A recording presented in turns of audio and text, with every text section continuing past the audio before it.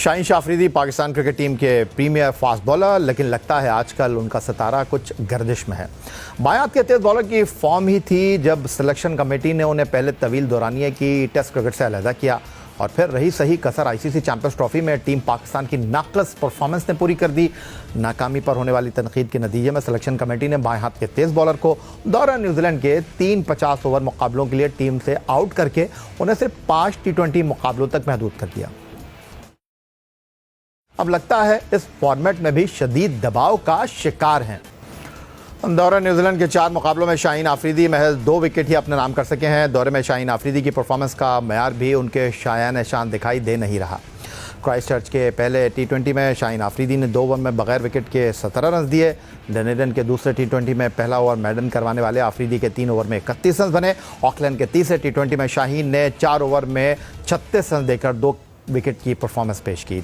चौथे T20 में शाहीन के 4 ओवर्स में 49 रन बने। बात सिर्फ यहीं तक महदूद नहीं है। शाहीन आफरीदी इस वक्त अपने करियर के मुश्किल तरीन दौर से गुजर रहे हैं, अगर ये कहा जाए तो कहना गलत ना होगा। बात सिर्फ दौरा न्यूजीलैंड के 4 T20 की नहीं बल्कि बाएं हाथ के तेज़ बॉलर के आखिरी 9 मुकाबलों की है, जहां वो शदीद अंदाज में ख़ुद को मनवाने की जंग लड़ते दिखाई दे रहे हैं।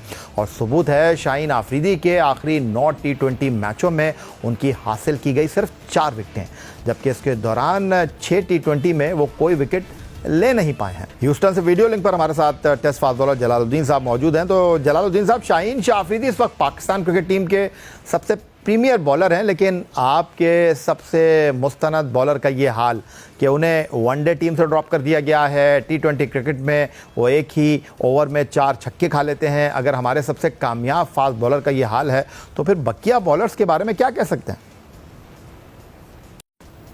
जी, आपकी बात बिल्कुल सही है। जो परफॉर्मेंसेस उनकी पिछले कुछ अरसे से हो रही हैं वो बहुत ही नाकिस है, और बीइंग ए रेपुटेड बॉलर उनको उनकी जिम्मेदारी है कि वो परफॉर्म करके देंगे। वो पहचाने जाते थे कि अर्ली विकेट टेकिंग बॉलर थे, जिसकी वजह से दूसरी टीम पे थोड़ा प्रेशर आ जाता था। अगर आप 1 या 2 प्लेयर, और खासतौर से T20 में रन इतने मायने नहीं रखते जितना विकेट टेकिंग एबिलिटी अगर आप में है तो आप ज्यादा अच्छे बॉलर कंसिडर होते हैं। तो दोनों बातें उनकी अब नहीं हो रही। विकेट लेने में उन्हें बहुत मुश्किल हो रही है अर्ली ओवर में, और फिर रन भी दे रहे हैं। तो इसका मतलब ये है कि वो जो उनसे एक्सपेक्टेशन है टीम की वो पूरी नहीं कर रहा है। तो इनकी अकाउंटेबिलिटी होना जरूरी है और उनसे वजह पूछनी चाहिए, और जो टीम मैनेजमेंट है वो भी उनसे पूछे कि भाई वो भी उन्हें बताए कि क्या ऐसा मसला है जो आप परफॉर्म नहीं कर पा रहे। जो मैं समझ सका हूँ मेरी जाती राय में, तो एक तो चीज यह है कि जो नई बॉल से वो उनकी जो मूवमेंट थी, और खासतौर से जो राइट हैंडेड को अंदर बॉल आती थी वो आना बंद हो गई है। तो उसका डिपेंड तो करता है उनके थोड़ा बहुत रिस्क से बॉल स्विंग होता है, रिस्क पोजीशन से, कंट्रोल ऑफ द रिस्क से वहां के उनको प्रॉब्लम है, या फिर उनके कोई एक्शन में छोटा मोटा कमी पेशी हुई जिसकी वजह से बॉल अंदर आना बंद हो गया। तो वो एक उनकी ऐसी स्किल थी जिसकी वजह से वो विकेट ले लेते थे।